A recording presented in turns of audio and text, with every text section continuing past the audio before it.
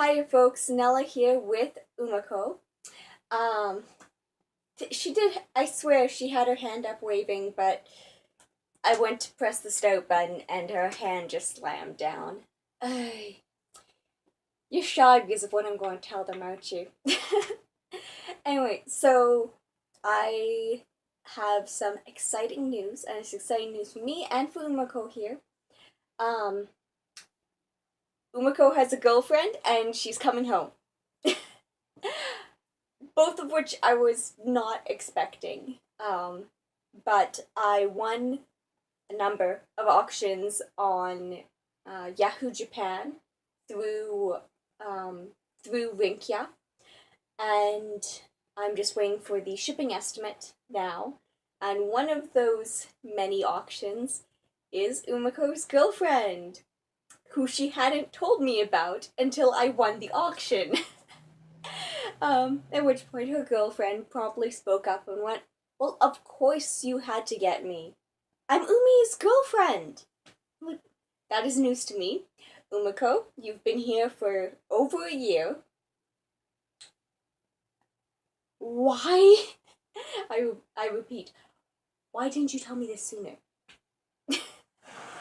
Probably because the story of how they first met, or their first meetings, I should say, it's rather embarrassing for Umeko, but her girlfriend finds them really funny to remind her about.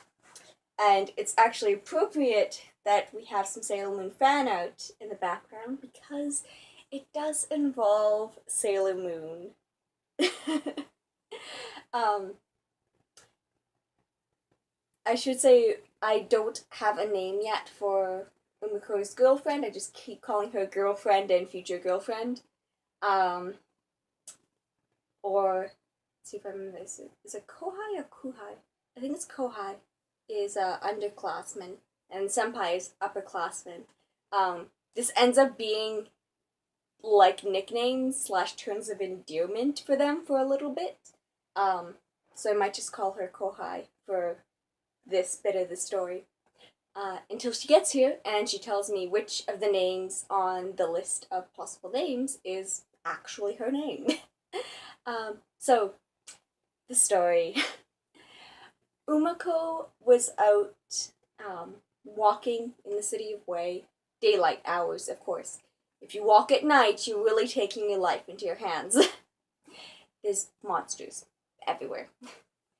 Anyway, so Umeko and Sujin were walking, and Umeko saw this really cute girl, and I'm thinking right now that she kind of wears like classic old school Lolita clothing.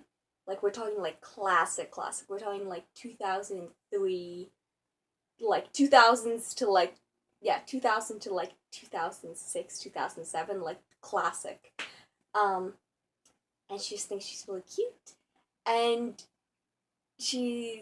this girl, has her hair done up kind of in buns, like it's a bun, and then there's a little curl, the little braided curl that comes at the end of each of them. Which, it's really cute, right? So Umeko goes in to give a compliment on her hairstyle and her outfit, and she ends up calling her Dumpling Head. Ume is so embarrassed, she just runs out of there. Sujin is, of course, cackling. Sujin is one of Umeko's two friends in the city, but that doesn't mean that Sujin is really a nice friend. She derives immense satisfaction from seeing other people struggle. So she knows that she's not alone. The second time Umeko and Kohai meet, Umeko goes to apologize for calling Kohai a dumpling head last time. And the apology is going great until Umeko gets flustered and calls her a bun brain. Umeko, of course, course, promptly runs away, and Sujin cackles. The third time that they meet, there was actually something that happened between the second and third time. But the time in between, both of them, without realizing it, went and asked the same food stall owner for advice.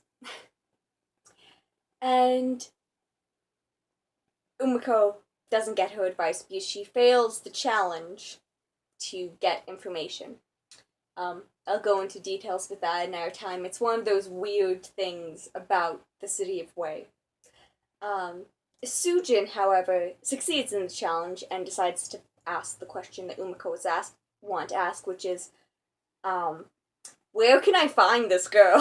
I need to just not let this be a random happenstance. I want to know and be able to mentally prepare myself to see her. Well, they get their answer. They're told, come back to this area of the courtyard in front of the food stall next week in the afternoon, and she'll be there. So the girls go, okay, fine, we've got our answer. They go off. Not even an hour later, Kohai comes over and says, I know if I ask you, I can get information, so I want the special, and I'm willing to take the challenge. And she fails the challenge, but the food stall owner says, you know what? You girls, you have so much in common. Neither of you have guts. So come here next week in the afternoon in front of my food stand, and you'll be able to meet her and you can talk to her. And around this time, actually it was at the second meeting, I forgot to mention, at the second meeting, Umeko is actually wearing a school uniform because all of her other clothes need to be mended. There was a battle with some monsters. And Li Shuang had lent her a school uniform, even though the school is currently closed due to an explosion. And Kohai sees Umeko in this uniform and notices that according to the band on the jacket or a ribbon or a tie, that she'd be the upperclassman and Kohai would be the underclassman. So she starts thinking of Umeko as senpai in her head. This is where the nicknames come in.